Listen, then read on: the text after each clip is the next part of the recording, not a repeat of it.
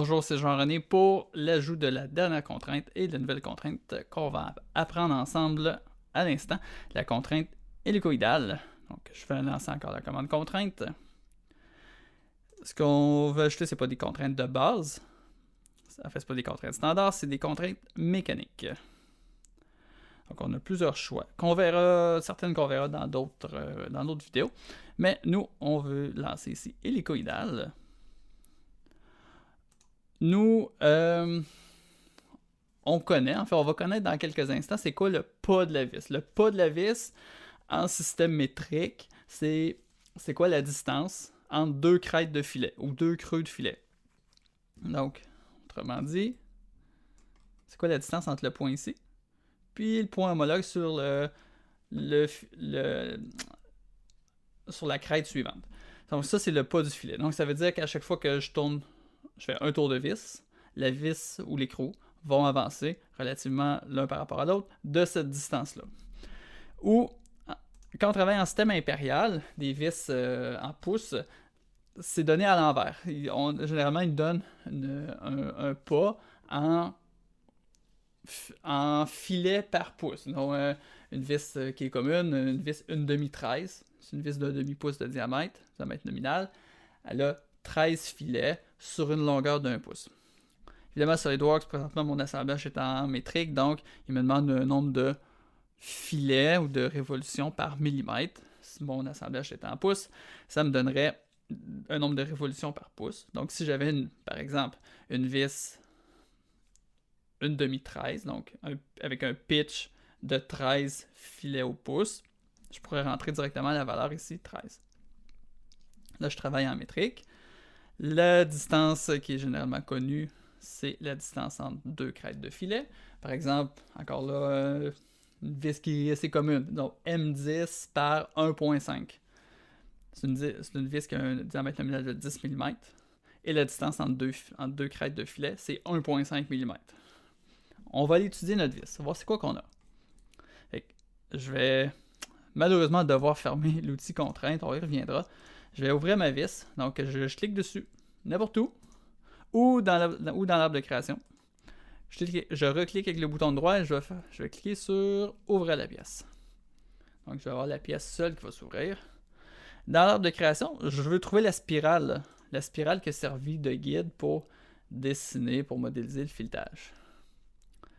En cliquant dessus, en cliquant directement dans l'arbre de création sur la spirale, j'ai les informations. 60 mm de long, m'intéresse pas tant que ça. 40, je suis pas sûr exactement c'est quoi. Mais ce qui m'intéresse, en fait, c'est le 1.5. C'est le pas de mon filet. Donc, on le voit, c'est peut-être un petit peu dur à voir, mais on peut quand même si bien l'imaginer que c'est la distance entre deux creux ou deux crêtes de filet. Ok, fait que j'ai un pas de 1.5. Je referme ma vis.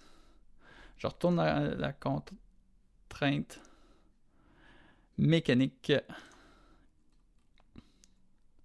hélicoïdale qui est ici. Et maintenant, je connais mon pas. Donc, la distance par révolution, c'est 1.5 mm. Maintenant, tout ce qu'il me reste à faire, c'est définir l'axe de la vis et l'axe de l'écrou. Je vais séparer mon assemblage comme ça pour mieux voir. Ma vis, je peux cliquer sur son axe temporaire ici. Mon écrou, c'est la bride. Je clique sur son axe temporaire. Par défaut, on va avoir un filet à droite, ça veut dire un filet qui visse lorsqu'on tourne la vis en sens horaire. Je pourrais, dans certaines situations un peu plus rares, avoir un filet à gauche, donc un filet qui visse en sens anti-horaire. Donc à ce moment-là, j'aurais juste à venir cocher inversé ici. Je ne vais pas le cocher, je vais prendre pour acquis que j'ai un filet à droite. Je vais accepter tout ça avec le petit crochet vert 2 fois. Et je vais tester ma nouvelle contrainte. On peut le tester de 2 manières. Ça, je peux bouger ma bride pour m'apercevoir que ma vis, elle tourne. Évidemment, elle tourne à une bonne vitesse, là. Parce qu'à chaque fois que je tasse d'1,5 mm, elle fait un tour. Fait que si je tasse de 10 mm, elle doit faire 6-7 tours. Et je peux le faire à l'envers. Je peux prendre ma vis, la tourner, pour constater que ma bride, elle se fait. Dans ce cas-là, ma bride, elle s'ouvre. En fait, mes deux brides s'éloignent, ma serre s'ouvre.